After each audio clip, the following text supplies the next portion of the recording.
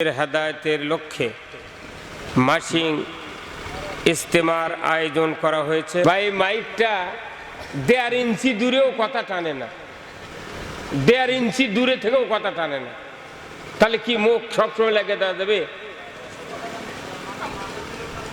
না, এই দুটো তো এখান থেকে টানা লাগবে, তো তাহলে আমাকে নাক দিয়ে ওটা আটকে রাখা লাগবে মুখ, নাকি বলতেছেন কথা? আর এখানে আম মানুষের হেদায়েতের জন্য লেগেছে, তাহলে যারা মৌলবী ওরকের হেদায়েত লাগবে না, কথা কন? তা হুজুররা গল্প করুক ওখানে দাঁড়িয়ে, আর আম মানুষ বসুক, নাকি করছেন? হ্যাঁ, আমাদের সকলের জন্য হেদায়েত প্রয়োজন আছে না নাই? সবাই বলেন আছে না নাই?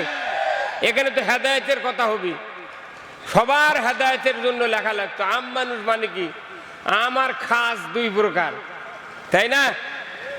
কিন্তু যারা অশিক্ষিত লোক, শিক্ষিত মানুষের 5000 বছর আগে এরা জান্নাতে যাবে, কথা কর। কিন্তু আল্লাহ দেখবে কে আমার পক্ষে আর কে বিপক্ষে, কথা বলেন একটু।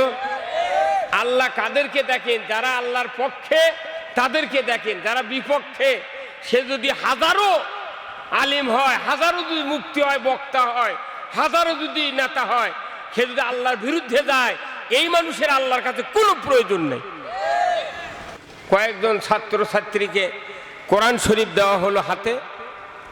আল্লাহ তাআলা ওনাদেরকে আজীবন কোরআনের উপর আমল করার তৌফিক দিক, জোরে কোন আমিন। কোরআন এটা কিতাব কার? আল্লাহর কিতাব। নাজিল করা হয়েছে কাদের উপরে? মানুষের উপরে।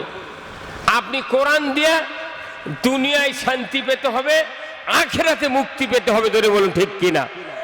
তাহলে কোরআন ছাড়া দুনিয়াতে শান্তি আর আখিরাতে মুক্তি।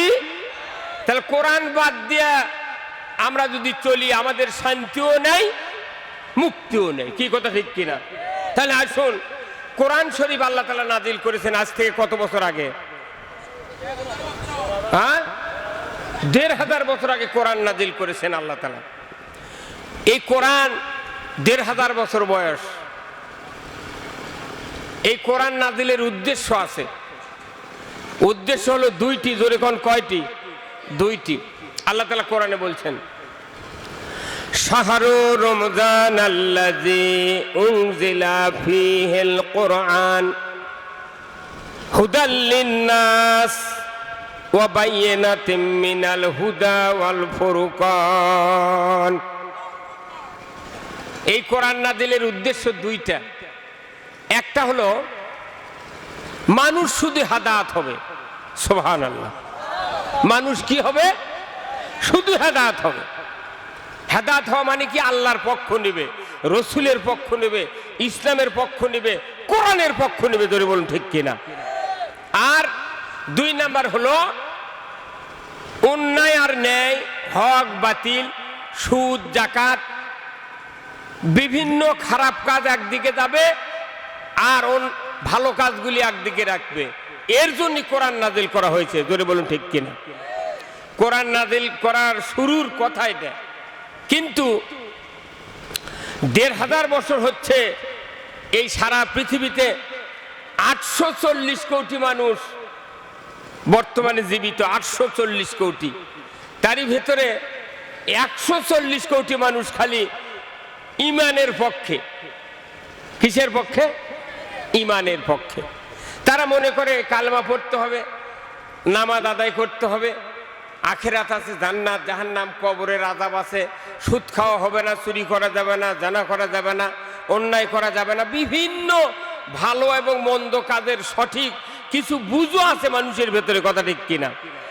কিন্তু এই 140 কোটি মানুষ, তার 75% লোক নামাজ আদায় করে না। ওরা খালি ঈমানের পক্ষে, কিন্তু নামাজ পড়ে না, অথচ ঈমানদার। কিন্তু আল্লাহ রসুল বলছেন প্রকৃত ঈমানদার কারা? প্রকৃত ঈমানদার তো তারাই, আল্লাহ রসুল বলছেন, যে ব্যক্তি 3টি গুণে গুণান্বিত, জোরে কোন সুবহানাল্লাহ। কয়টি গুণ? 3টা। এক নাম্বার হলো ইকরার বিল লিসান, তাসদিক বিল জিনান, আমলুম বিল আরকান। যে ব্যক্তির ভিতরে তিনটা গুণের এক নাম্বার হলো কালেমা তেলাওয়াত করে, অন্তরের অর্থ বিশ্বাস করে এবং কাজে প্রমাণ করে, তারাই হলো ইমানদার। জোরে কোন মারহাবা। ইমানদার তো তারাই যারা কালেমা পড়ে, অর্থ